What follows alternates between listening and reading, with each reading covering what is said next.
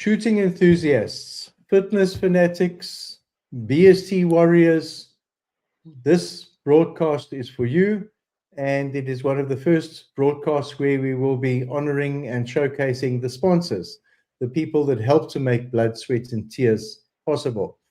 With us this afternoon is Hardus Els, one of the directors of Natshoot, and somebody that has had already a deep and consistent involvement with Blood, Sweat, and Tears. And we are looking forward to chatting with Hardus around Natshoot specifically and its connection with Blood, Sweat, and Tears. Welcome to you, Hardus. Thank you, Jonathan. Hardus, tell me, can I get an idea from you? What is your role at Natshoot? Uncle Jonathan, I'm the business development manager. So I make friends and play around, and keeping things under wraps on the backside of things. So I lurk in the darkness. I think you're too modest. I actually think that you're involved in a lot of the sponsorship events and shooting events around the country. You're well known on the ranges. I think there are actually a number of people that have got a very healthy regard for your focus on safety as well. So, yeah, I've definitely enjoyed seeing you in action on the ranges. And getting to Natshoot, what does Natshoot actually do? What's Natshoot mean to shooting community? Uncle Jonathan, in a nutshell, we're a firearm owners association.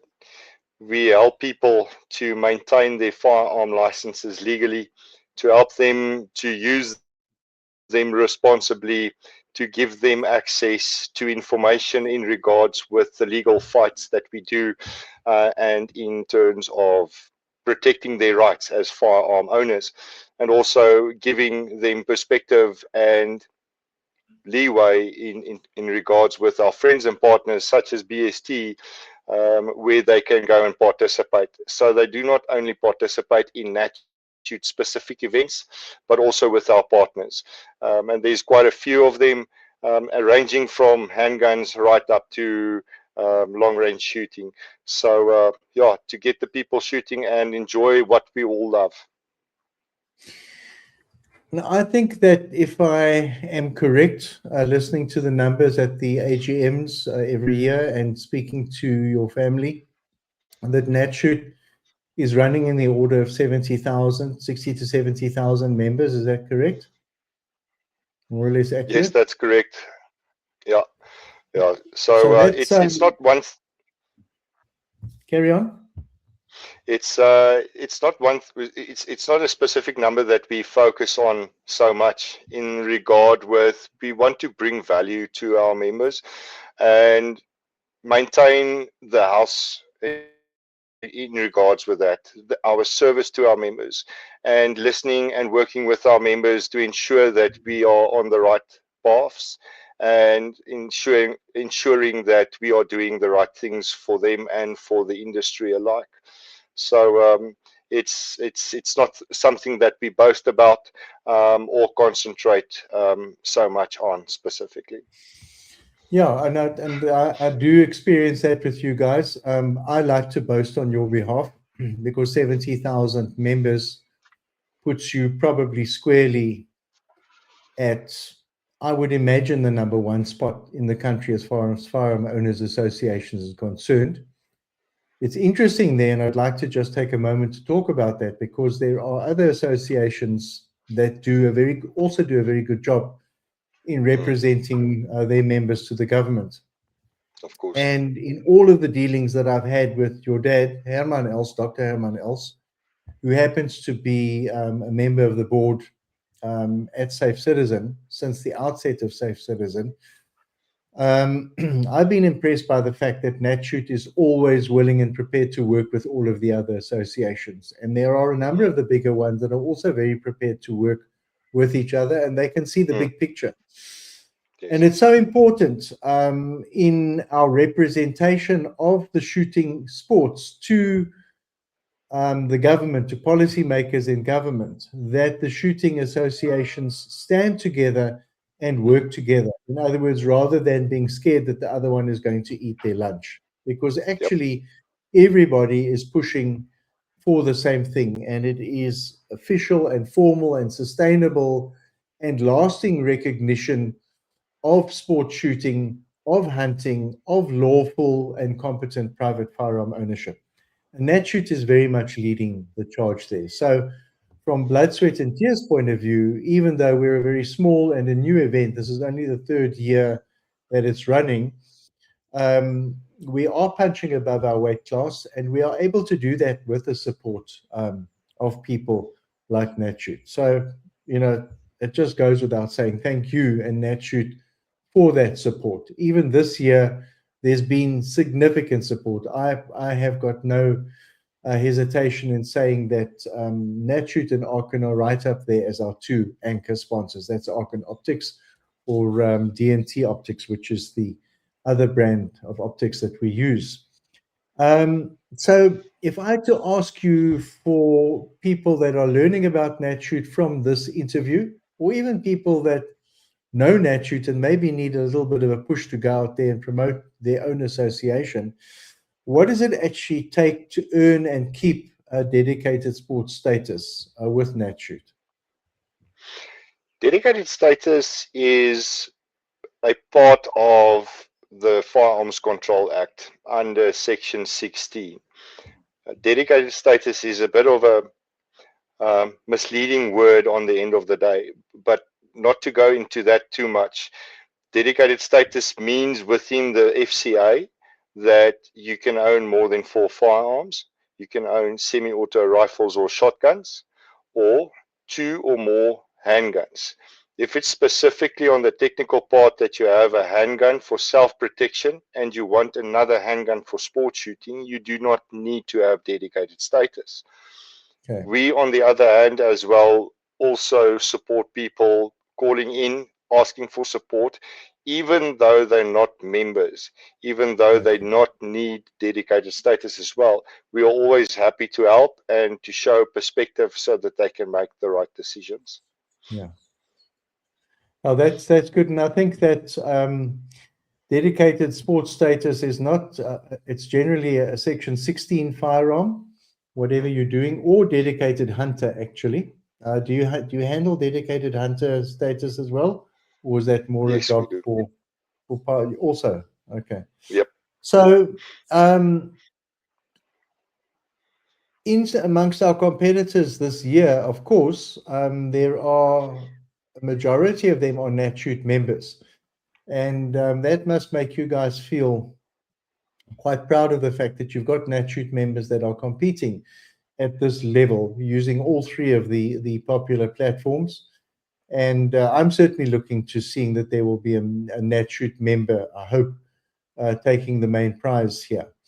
How do you guys feel about that in terms of the Natshoot members?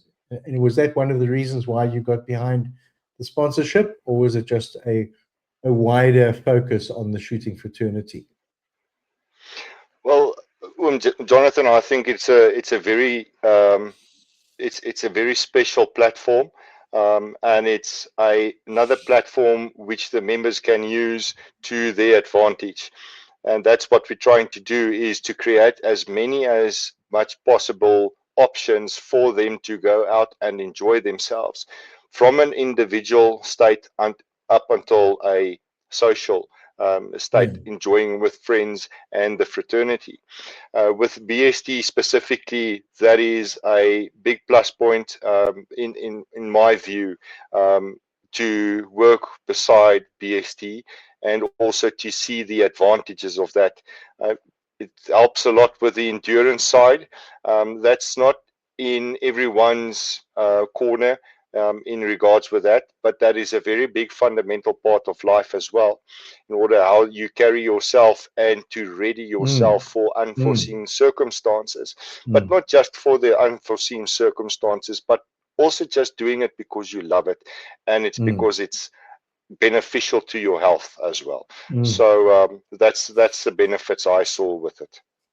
Brilliant. I think that I can get behind the beneficial to your health, because when I've had enough nonsense at home, then a day on the range does me a lot of good. I can go back and be a much nicer person than when I left the house. But yeah, Yep. so that's all my health too. Tell me some personal question I wanted to ask you. What is your favorite platform Sure. with shooting? Well, Jonathan, I like shooting a lot through all the platforms. It's one specific platform that's very close to my heart is clay pigeon shooting. It's Okay. something that I've done quite well many years ago. I'm trying to get into that now as well. But with work constraints, that's the funny thing is we work in the sport and hunting industry, but we don't get any time to actually No. do what we love. But yeah, as the time allows, I really try and get out and go and shoot and have fun. But yeah, shooting all around is always a lot of fun. I mean, Yeah. it's a social thing. It's something that also learns to where you need to have discipline. It learns a lot to one another. Yeah. Yeah, no, I agree with you that there's so many platforms, and I've experienced that as an instructor as well. I thought that as when I became a firearms instructor, I would enjoy shooting a lot. I actually spend a lot of time watching other people shooting now, and yeah, long range rifle has become my new passion. It Yep. was some years ago. I have the Sarco TRG 42 in 338 Lapua Magnum, and I've got three ticker precision rifles now, a .22, a 223, and a 6.5. Nice. Recently appointed as a brand ambassador for Normark, who brings Sarco and Tikka and Beretta into the country. And I think that with the clay pigeon, I look at those over and under, and I've just stayed away from it because I know what's going to happen. There'll be like a Beretta silver pigeon in the safe soon, and I don't know what that thing costs now. But yeah, Yeah. I'm a bit short of cash to go into the clay pigeon side. But That's the trouble. yeah, and of course the long range is very, very demanding technically, which I'm enjoying because I'm not feeling as strong as I used to. So I'm enjoying something where I can take a little bit longer to get to my target and a little bit longer to get into position. But on the other side of the scale, we're now dealing with things like the humidity factors of reloading powder, and I've got a little hygrometer in closed environment with my powder, and a whole bunch of pouches like the tobacconists use to keep the relative humidity the same. So that raak nou op Mm. daai vlak. But yeah, it's a shooting is and I think it's one of the things that we've got to do, and through events like this and through interviews and through the social media, is we've Yep. got to help people who are not shooters Yes. understand the sport and the fact that That's it's a sport, and that firearms are not just things, or not only things that were designed to do a specific task in the hands of military or police people and that sort of thing. There is a whole different world out there, and many families discover this, and it becomes something that the family enjoys. So, 100%. yeah, you've been to Gecko Rock and spent some time with us here. We were really pleased to have you and Shanae and your brother here. For anyone who's never seen Gecko Rock, what would you say that particularly a BST warrior who's coming here for the first time, what should he expect from the terrain this weekend? Um, Karoo, a mix of Karoo, almost fynbos of Cape, and then also hillsides and stuff like that. So bring your A game. But it's Yeah, absolutely beautiful setting. It's one of the specific, pristine settings that one can only appreciate. It's a in Afrikaans it's called a belewenis. to Yes. be Yeah. there and to, I think, to partake in it as well, and to actually run through the course and be in it as a whole, is Yeah. quite an experience for sure.